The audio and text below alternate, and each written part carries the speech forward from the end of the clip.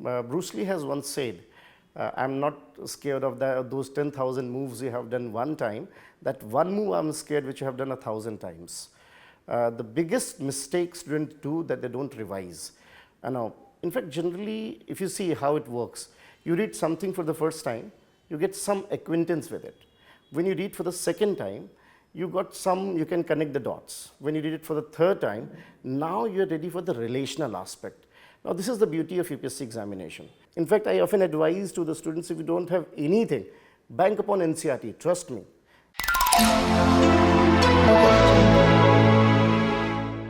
Hello aspirants and welcome to our conversation series with the esteemed faculty of Vision IAS. Today we are going to discuss effective strategy for clearing Prelims Examination of 2024. Today we have our economics faculty Mr. Sunil Kumar Singh sir with us. A very warm welcome sir. Thank you. Sir, UPSC Prelims Examination is scheduled on 16th of June 2024. With almost 2 months left for examination, students at this particular phase face a lot of challenges. Sir, can you share with us what exactly are the challenges which students face at this particular phase? Obviously, there are a few things that they have to take into consideration as per challenges are concerned. First thing is revision. This is high time. No matter how much work you have done the year long, if you are doing proper revision these days, that is going to be very helpful. Second thing, this is time to get more zeroed upon given sources instead of running pillar to post and identifying this source and that source also, because this is a general tendency that students try to because again we are on information highway. There are so many sources available on just a click away on Google. So this is the time when you should be streamlining your resources. You should be understanding that what kind of resource I should be actually focusing upon. Third challenge definitely is to have a pace with their preparation and even taking care of their health also. Sir, thank you for highlighting the challenges. Sir, with your experience of helping students in successfully clearing the examination, how exactly students should strategize to overcome these challenges? Mostly revision is, I think, of paramount importance. In fact, Bruce Lee has once said, I'm not scared of those 10,000 moves you have done one time. That one move I'm scared which you have done 1,000 times. The biggest mistake students do that they don't revise. Now, in fact, generally, if you see how it works, you read something for the first time, you get some acquaintance with it. When you read for the second time, you can connect the dots. When you read it for the third time, now you're ready for the relational aspect. Now, this is the beauty of UPSC examination. Most of the students think that's more about content here and there. No, it's relational aspect which they are prioritizing. Let me give you 2-3 quick examples from the previous years. Like last year, if you see, Ila Bhatt, a big name, she started that Seva, she died. So instead of asking Ila Bhatt Seva, they asked self-help group. Or for that matter, Mundra port, if you see, turned to be one of the biggest private port for the sea-going cargoes. Instead of asking that, they have asked even Jawaharlal Nehru port and what are the strategies for it. So the point is the relational aspect, that whether you can apply the knowledge you have or not. Here students are doing what?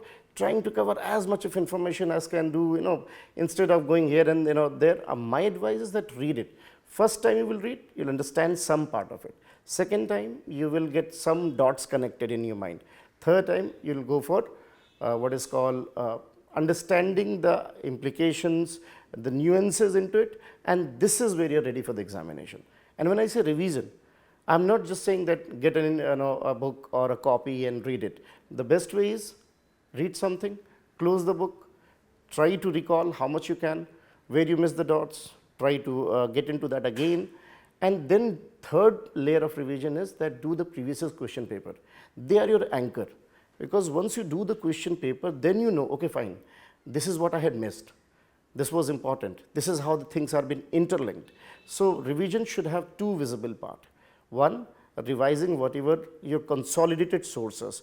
Now this is high time to have consolidation of the sources, like whatever.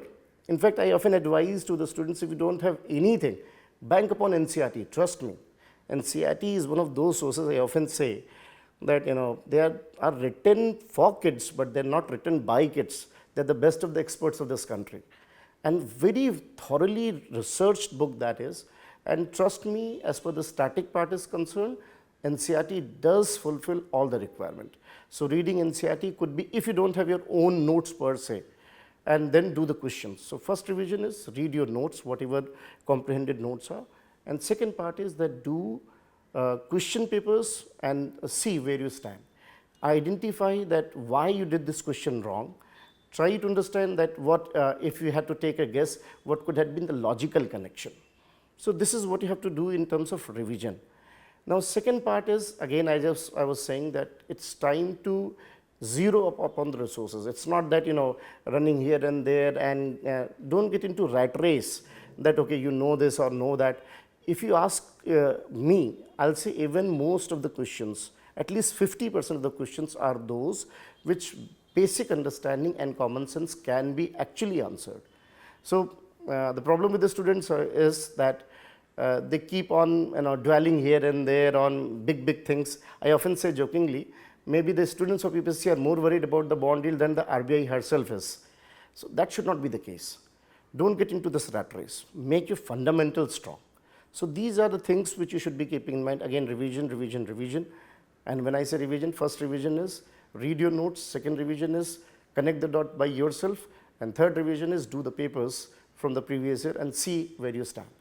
So these are the things they should be keeping in mind. Sir, there is a famous saying that practice makes a man perfect. Practicing a lot of questions are advised to students just before prelims examination. Students also attempt a lot of mock tests. There is a lot of buzz around the word Abhyaas Prelims Examination of 2024. Sir, can you share with us what exactly is Abhyaas Prelims Examination of 2024? Exactly, and that is what is my again strong advice to the students, those who are listening out here, that, you know, Abhyaas is one of those tests which has, you know, a pan-Indian simulation. So I often say this very test, you know, those who are not knowing, or if they are listening ab initio, it is a kind of test which is done across more than 100 plus cities. You can apply to your neighboring city whatsoever, informations are available on the websites. And if you go there in the examination hall in the same simulation, what I prefer to call topographical simulation, that, you know, admit cards are issued to you, you are going to a center, and then you are going to a seat, feeling that pressure, because end of the day you have to see that how better you are doing with your competitors. So one thing which Abhyaas does provide you is called that typical exam room simulation. Second advantage of this Abhyaas series, that's not a surprise that you can see that almost 33 to 35% of the students who got selected had been into Abhyaas. Now, second best part of Abhyaas is that the question papers are well designed. Let me assure you that these question papers are thoroughly researched by the team, and we try to keep that same quantum of comprehension, the same quantum of analysis, simple questions, difficult questions as UPSC does. This again help a student to understand that where they stand in the overall scheme. So Abhyaas also provides you some kind of UPSC simulation. Third thing which definitely Abhyaas is going to help is that, you will get analysis, post analysis, and you will come to know that where you are lagging, because let me tell you, those students cannot do well who try to hit 6 on every ball. If you want that you can do every question, you are more prone to do wrong questions. You should be knowing those areas where you can do better naturally and those areas where you are not that good. And while looking into the discussions and other kind of things, a student actually can see that what are their forte, where they can do better, where they might not be that good. And in the main examination, they should use this, where their acumen is working. And generally, when your acumen works, maybe somewhere in the past you have read it, and that's why it is helping. So there are certain subjects when you have natural acumen, and there are a few subjects where you may not have natural acumen. Abhyaas will help you in that simulation also.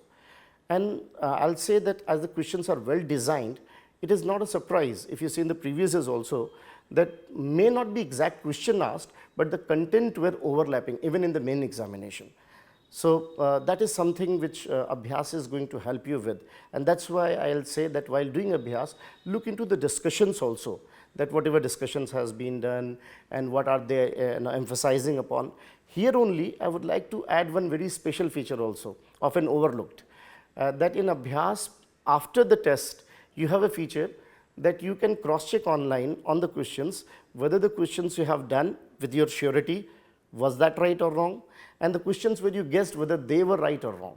So you can check it on your seat that whether it was your forte working or not, whether this was the area where acumen was helping you or not. So this is a wonderful analysis. I strongly recommend students to use it so that they know that if they have to guess, where they have to guess. Like, if I could say, these are IPL days, that every batsman know that which kind of ball I can do comfortably. So you should be knowing your subjects, in which subject you are comfortable, in which subject you are not, and accordingly you should be going in your examination.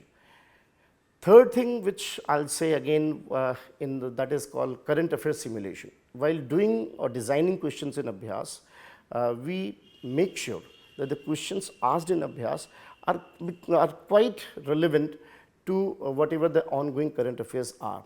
This is where I would like to add one thing, because generally what happens as a student, when we read current affairs, we might not be knowing which is more relevant and which is less relevant, maybe because of our limitation of information and all. In that case, these kind of questions will cover even those unheard areas of current affairs. Like, there are many things going on, mostly we overlook. Like, let's say as Zimbabwe got its own currency, gold based. Now they may go back to see that how forex came up, what has been the gold standards in the 19th century, how this pledging of gold started. So these kind of things while reading you might overlook. Or for that matter, let's say PM Janman. It's a very important scheme, because tribal welfare has been one of the priorities, and it has also to do with what is called multidimensional poverty. So these kind of correlations Abhyaas will provide you. So be it PM Janman, for that matter, even if you see PM Pranam, because fertilizer subsidy is one of the big issues, and India is now coming with whopping 48,000 crore rupees on PM Pranam. So it is going to help you in those current affairs which you might have overlooked, because generally while reading current affairs we are more political, social, and we miss these kind of intricate informations. So this is where Abhyaas is going to be very helpful, and therefore strongly recommended. Definitely, sir, Abhyaas is going to help students a lot. So now coming to economics subject, how exactly our students should at these coming 2 months prepare for economics subject? Fine. As per economy is concerned, I would like to say that there are 2 misconceptions that they should be taking care of. A, it is not economics per se, it is Indian economy and the world economy and their interactions. So what is mistake student may do is that they are again trying to see a number of sources here and there and trying to get into theories and unnecessary explanations. That's not required. Stay at basics, read NCERT properly, especially the macroeconomics booklet, read NCERT properly, and try to see that how good you are in the static portion, A, because half of the job of the economy might be done by just looking at the static portion. Second misconception about economy is that it is about data. It's not. If you see the last 10 years question paper, you will see that barely a data was asked. So what should be a strategy? A, look at the static part, and this is where previous question paper may help. Looking into NCERT will provide you very good explanations of it. Then they should be also try to figure out whatever the contemporary discussions and debates are going on. Like if you see that there are a lot of things going on in terms of, like one of the example coming in my mind is that how recently even Madhvi Purubitji, she is the head of SEBI, she came forward and started talking about market frothing and advised small investors, retail investors not to step into small cap and mid cap. Now this is something which is very interesting, that SEBI head, she herself is coming and talking about it. Now these kind of terminologies are very important.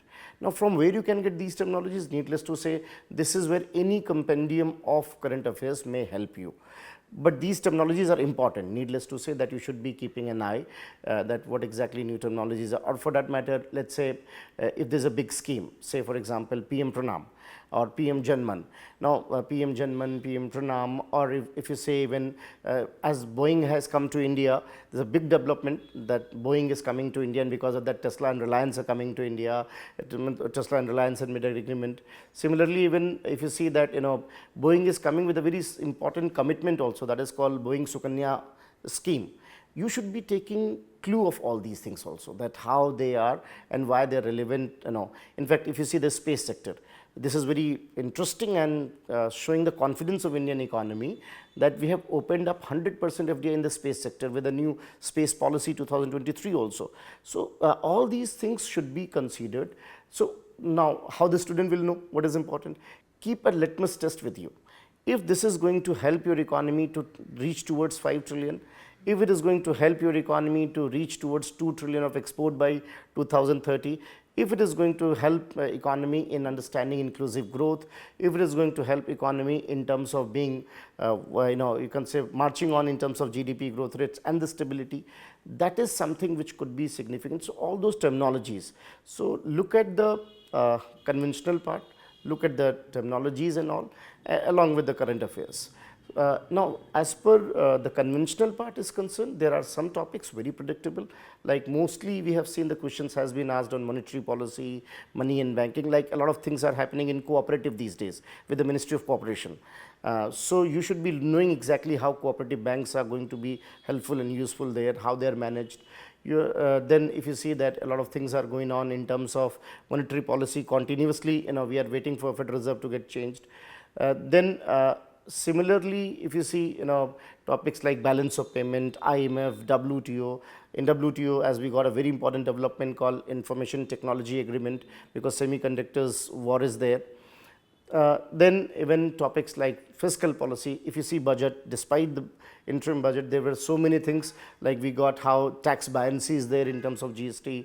Then there is one thing called Lakpati Didi, quite discussed, how the budget is trying to focus on women empowerment and you can say eradication of poverty and promoting opportunities for youth. So all these kind of things you should be trying to focus upon. So in a nutshell, money and banking, fiscal policy, balance of payment, agriculture, even some of the things, even industries. If you see that, this is a new thing I have seen, that now they are asking questions of agriculture industries, even in prelims. So there is a very important development of MMDR has been changed.